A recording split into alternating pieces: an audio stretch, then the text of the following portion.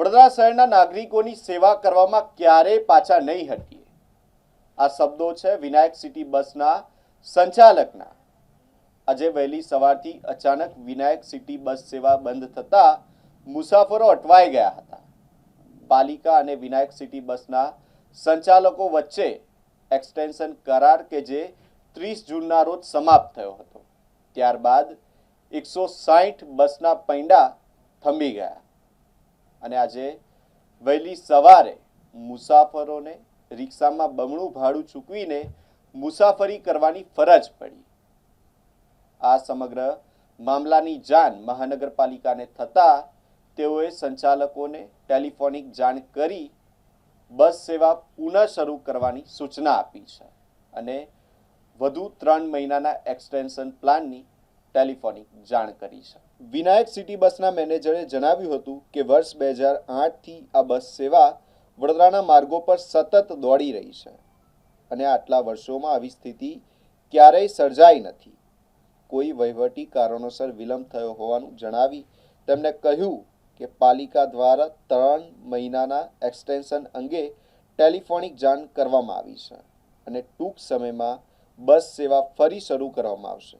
સાથે તેમણે ઉમેર્યું કે વડોદરાના નાગરિકોની સેવા કરવા અમે ક્યારેય પાછા નહીં હટીએ. નમસ્કાર, સ્પાર્ક ટુડે ન્યૂઝમાં આપનું સ્વાગત છે. વહેલી સવારે એવા મેસેજ આવ્યા કે વિનાયક એસટી એટલે કે સિટી બસના જે પૈડા છે એ થંભી ગયા છે, પરંતુ પાલિકાને ક્યાંક એવું જ્ઞાન આવ્યું કે હવે આ જે સમય છે તે વધારવામાં આવશે, ત્યારબાદ આ બસો છે એ શરૂ કરવામાં આવશે. ત્યારે વિનાયક સિટી બસના મેનેજર છે તેમની સાથે સીધા વાત કરવાનો પ્રયત્ન કરીશું. બાપુ, શું કહેશો, કેમ આ પ્રકારની પરિસ્થિતિ પહેલાં તો ઊભી? હવે જે એક્સટેન્શન ઓર્ડર છે એ અમારો 3 મહિનાનો કાલે પૂરો થઈ ગયો હતો 30 તારીખે 30 જૂને. એટલે જો 30 તારીખે અમારે પૂરો થઈ ગયો હોય તો દર ફેરી અમને આપી દેશે મેલ, પણ કાલે કોઈ વહીવટી કારણોસર રહી ગયેલું હશે એટલે અત્યારે આપેલો છે ટેલિફોનિક. હવે અમે જો એક્સટેન્શન ઓર્ડર ન હોય તો અમે સિટી બસ સેવા ચલાવી શકીએ નહીં. એટલે સવારની 5:40થી જે બસ ઉપડે અમે રોકી દેવામાં આવી હતી. બાપુ, પણ માની લો કે હવે ગઈકાલે જો સમય પીરિયડ પૂરો થઈ જતો તો બી પાલિકાએ આ બાબતનું ધ્યાન રાખવું છે ને, કારણ કે સીધે અસર મુસાફરોને પડી, તેમના ભારણ વધી રહ્યું છે. આ વહીવટી કારણોસર રહી ગયેલું છે એનાથી, પણ એને અત્યારે આપી દીધું છે. અને બીજું કે અમે 2008થી સિટી બસ સેવા ચલાવીએ છીએ, 150 બસ ત્યારથી ચાલે છે. અને આજે અમારા 19 વર્ષ થયા. 19 વર્ષમાં આ પહેલો બનાવ બન્યો છે કે અમે સિટી બસના પૈડા થંભાવી દીધા છે. પણ ક્યારેય પણ અમારે હડતાલ નથી પડી સ્ટાફની, કે ક્યારેય પણ અમે આવું કોઈનું નાક દબાવ્યું નથી કે સિટી બસ સેવા બંધ કરી નથી. પણ આ તો એક્સટેન્શન ઓર્ડર નહીં હોવાના કારણે અમે ચલાવી શકીએ નહીં. બિલકુલ. તો હવે શું વાત થઈ છે, શું જાણ કરવામાં આવી છે આપને કે ક્યારે શરૂ કરવામાં આવશે? અત્યારે અમને ટેલિફોનિક જાણ કરી દેવામાં આવી છે કે ભાઈ તમને લેટર મળી જશે હમણાં, અત્યારે બસ ચાલુ કરી દો. એટલે અમે બસ ચાલુ કરી દઈએ છીએ. અને અમારે 62 રૂટ ઉપર 140 બસ ચાલે છે અને સવારથી સાંજ સુધીમાં 80,000 મુસાફરો મુસાફરી કરે છે.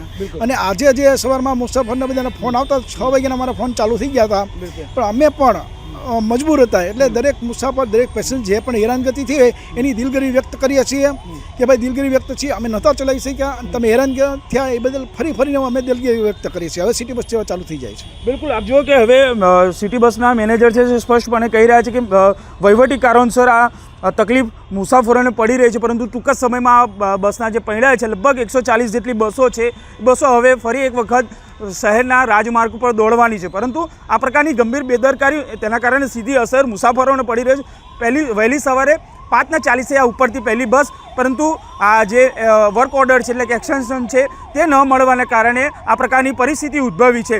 ત્યારે આ પાલિકાની બેદરકારી કહેવાય, કારણ કે આ સીધી અસર તેને મુસાફરોને પડી રહી છે. મુસાફરો અત્યારે સુધી પણ આપણે જોયું કે થોડી વાર પહેલાં જ અમે આ સ્પાર્ક ટુડેના માધ્યમથી લાઈવ થયા હતા. મુસાફરો હેરાન પરેશાન થઈ રહ્યા છે.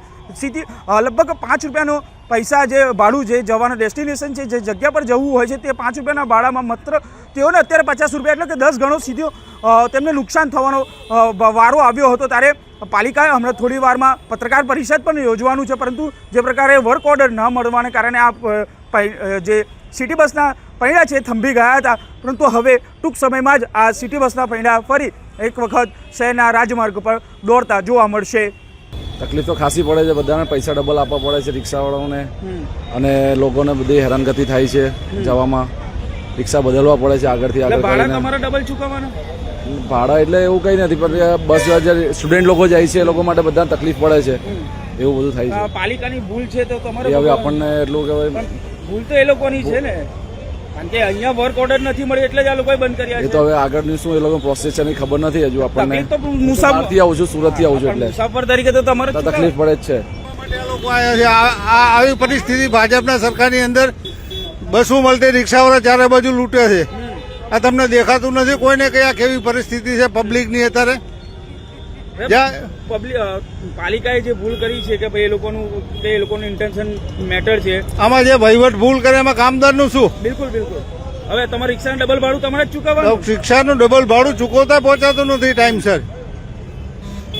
કેટલી તકલીફ પડી રહી. બધી પડે પણ આ લોકોને ક્યાં કાંધ્યાઓને ખબર હોય કોઈ સાલાઓને કે આ પરિસ્થિતિ શું હાલે અત્યારે પબ્લિક. એમને તો ખુરશી મળી ગઈ ને પૈસા મળી ગયા એટલે બીજું કઈ જોવાનું આવતું જ નથી. આ જુઓ તમે પબ્લિક કેટલી હેરાન થાય.